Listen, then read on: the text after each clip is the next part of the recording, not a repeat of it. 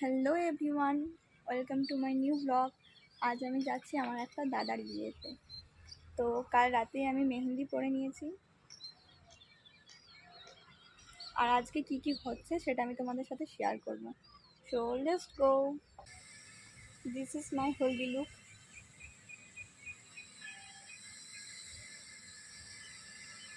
গায়ে হলুদের জন্য বাড়ি থেকে আমরা রেডি হয়ে নিয়েছিলাম। তারপর গাড়ি করে আমরা সবাই মিলে দাদার বাড়িতে পৌঁছে যাই। আমাদের আসতে যেহেতু লেট হয়, তাই এসে দেখি গায়ে হলুদ হয়ে গেছে, আর তত্ত্ব নিয়ে সবাই বেরিয়ে পড়েছিল।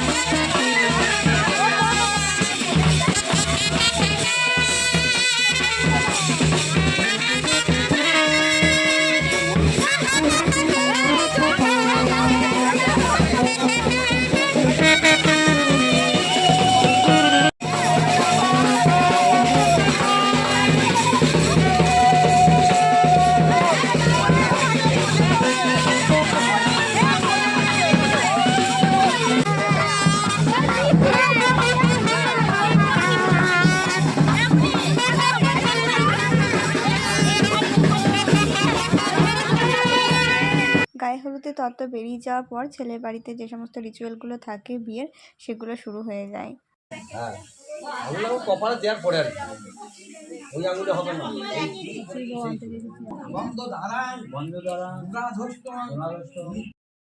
দাদার বিয়ের গায়ে হলুদটা আমি দেখতেই পেলাম না, সে কারণে যে ড্রেসটা পরেছিলাম সেটা আমি চেঞ্জ করে নিই। তখন বিয়ের মন্ত্র পড়া হচ্ছিল, সেই কারণে আমাদেরকে কথা বলতে বারণ করা হচ্ছিল, তাই পুরোটা ভয়েস দিয়ে কভার করতে হলো। আর এটা হলো দাদার বিয়ের সাজনাতলা। এরপর বিকেলবেলা আমরা সবাই জল সরানোর জন্য রেডি হয়ে নিয়েছিলাম। আমি আর আমার একটা দিদি জল সরিয়েছিলাম। আমাদের হাতে যেহেতু কলসি ছিল, তাই আমরা নাচ করতে পারিনি, কিন্তু বাকিরা সবাই মিলে আমাদেরকে ঘিরে নাচ।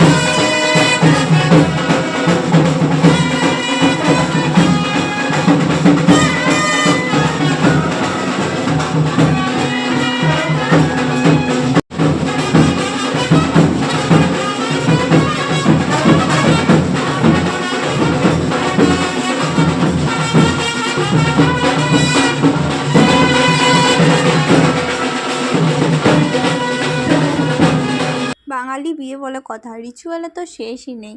জল সরানো শেষ হওয়ার পর আবার একটা রিচুয়াল শুরু হয়ে যায়।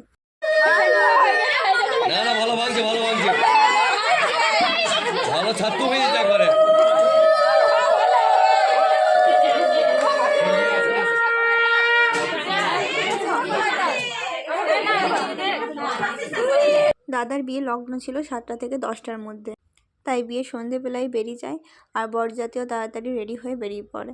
আর এটা ছিল আমার বিয়ের দিনের লুক।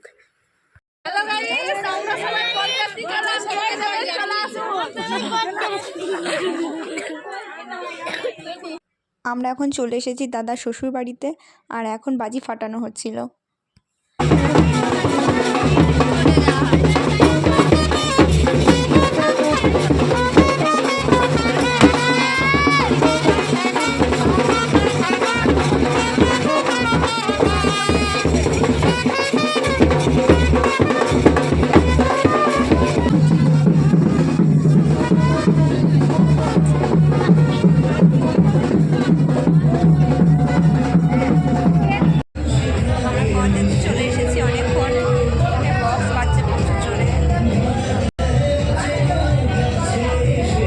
বিয়ে দেখা খাওয়া দাওয়া কমপ্লিট করার পর আমরা রাতেই বাড়ি চলে এসেছিলাম।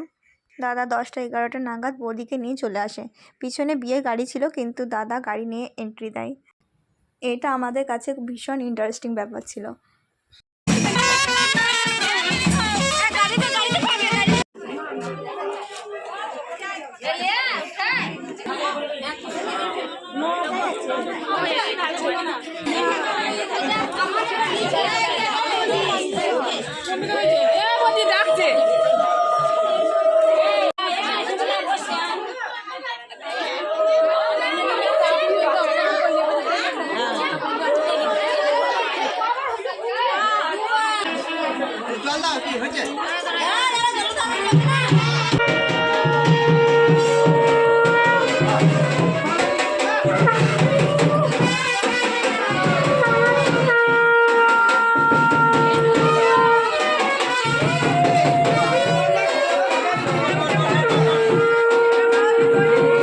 দিনের বেলায় তো বিয়ে সমস্ত কিছু কমপ্লিট হয়ে যায়, আর রাত্রেবেলায় ছিল রিসেপশনের জন্য আমি পার্লারে সেজেছিলাম।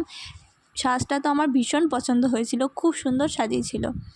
আমি এই লুকটার জন্য ভীষণ এক্সাইটেড ছিলাম, কারণ আমি এর আগে কখনো পার্লারে সাজিনি। এটা আমার ফার্স্ট টাইম পার্লারে সাজা, আমি তো নিজেকে চিনতেই পারছিলাম না।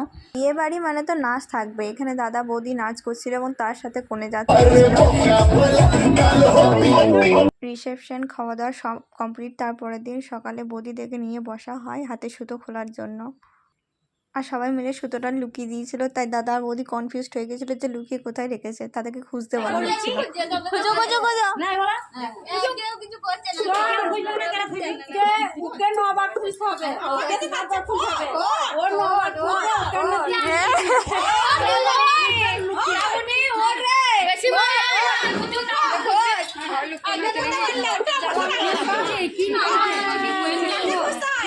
না খুঁজে হারা মারা হয়ে গেলি।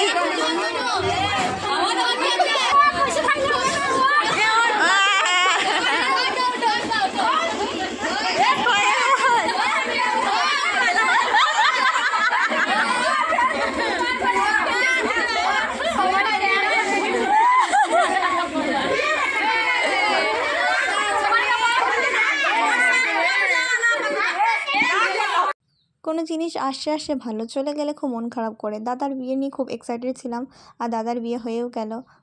তাই এরপর তো বাড়ি ফেরার পালা, তাই গাড়ি নিয়ে আমরা বাড়ির উদ্দেশ্যে বেরিয়ে পড়েছিলাম।